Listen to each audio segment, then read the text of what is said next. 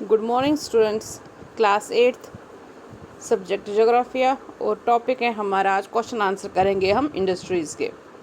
एक बार हमने पहले किया, अब फिर से करें। आंसर द फॉलोइंग क्वेश्चंस, उसके answer. What is meant by the term industry? Industry किसको कहते हैं और टर्म इंडस्ट्री क्या रेफर कर?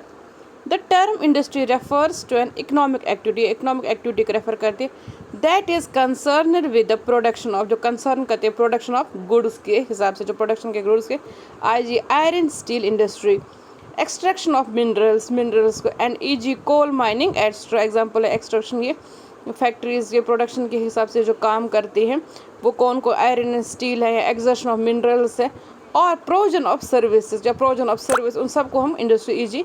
टूरिज्म इंडस्ट्री एक्सेट्रा, ये सारे इन टर्म्स को हम इंडस्ट्री कैसे रेफर करते हैं? और कोई भी economic activity concern with the production of goods के हिसाब से जो करे, iron and steel industry, extraction of minerals ये सब, या कोल निकालना, माइनिंग इंडस्ट्री, और प्रोविजन ऑफ सर्विस या सर्विसेज देना, उन सब को हम इंडस्ट्री के टर्म में रेफर करते हैं।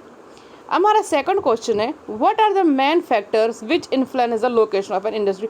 जो मेन फैक्टर्स है जो लोकेशन ऑफ इंडस्ट्री को फैक्टर करती है, फैक्टर जो लोकेशन में इंडस्ट्री कहाँ पे इंडस्ट्री होनी चाहिए, क्या क्या चीज़ें वहाँ पे अवेलेबल होनी चाहिए। Factors influencing the location of industry, जो फैक्टर इन्फ्लुएंस करते हैं लोकेशन ऑफ इंडस्ट्री वो कौन सी? अवेलेबिलिटी ऑफ रॉ मटेरियल, जहाँ पे भी हम इंडस्ट्री खोले वहाँ पे हमें आसानी से रॉ मटेरियल मिलना चाहिए। अवेलेबिलिटी ऑफ लैंड, वहाँ पे हमें लैंड होना चाहिए। एडुकेट सप्लाई ऑफ वाटर, पानी की सप्लाई ठीक ठाक होनी चाहिए। एडुकेट सप्लाई ऑफ लेबर्स, हमें लेबर्स भी आराम से हमें मिलने चाहिए, ज़्यादा कॉस्टली नहीं, ठीक दाम पे हमें लेबर्स भी वहाँ पे मिलने चाहिए। एक्सेस टू पावर, हमें पावर भी वहाँ पे होना। अमाउंट ऑफ कैपिटल, हम कितने कैपिटल यूज़ करें, कैसे यूज़ करें वो। एक्सेस टू ट्रांसपोर्ट, हमें ट्रांसपोर्ट भी इजीली हमें अवेलेबल होना चाहिए वहाँ पे जहाँ पे हम वो इंडस्ट्री लोकेट करें। प्रेजेंस ऑफ मार्केट, और हमें वहाँ पे मार्केट भी होना चाहिए जिसमें हम वो चीज़ें वो बेच सके। ये चीज़ें जो ये फैक्टर्स और इन्फ्लुएंस करते हैं कि लोकेशन ऑफ इंडस्ट्री पे कहाँ पे खोले, जहाँ पे हमें ये सब चीज़ें आसानी से मिल जाए वहाँ पे एक इंडस्ट्री खोल सकते हैं। और ये इंडस्ट्री को ये चाहिए, अब ये लेबर्स भी चाहिए, रॉ मटेरियल भी उनके लिए चाहिए, वाटर सप्लाई भी होनी चाहिए, लेबर्स भी अवेलेबल होने चाहिए, पावर भी होना चाहिए, और मेन कैपिटल भी होना चाहिए। ये सब चीज़ें ज़रूरत पड़ती है हमें एक इंडस्ट्री के लिए। Which industry is often referred to as a backbone of modern industry and why? कौन सी इंडस्ट्री को बोला जाता है कि बैकबोन ऑफ मॉडर्न इंडस्ट्री, और क्यों बोला जाता है? Iron and steel industry is often referred to as a backbone of the modern industry.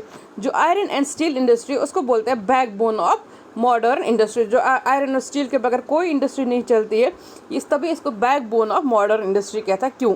Because almost everything is either made of iron or steel or has been made using tools and machines of these metal। आजकल देखोगे हर कोई चीज़ या इनकी बनी हुई है या उनको बनाने के लिए उन चीज़ों की मशीनों की ज़रूरत है जो इन चीज़ों से, इन मेटल से बनी है। There are plenty of examples like, देखा अब बहुत सारे एग्जाम्पल्स देखो, ships, trains, vehicles, all are made largely of steel. आप देखोगे ये सारी चीज़ें ज़्यादातर किसकी बनी है? स्टील की। Materials of our daily use of stating safety pin to our buildings in which we live are made from steel। अगर आप देखोगे हमारे दिन भर जो ज़रूरत है चीज़ों के, उसमें आप देखोगे एक छोटी सी सेफ्टी पिन से लेके हमारे घर बनाने तक कितने सारी चीज़ें जो हम यूज़ करते हैं वो स्टील और आयरन की बनी हुई है। Made from, without the use of iron और iron no industry can run, कोई भी इंडस्ट्री आयरन के बगैर चल नहीं सकती। तभी इस इंडस्ट्री को, आयरन इंडस्ट्री को तभी हमने बैकबोन ऑफ ये मॉडर्न इंडस्ट्री कहा जाता है। Okay, thank you.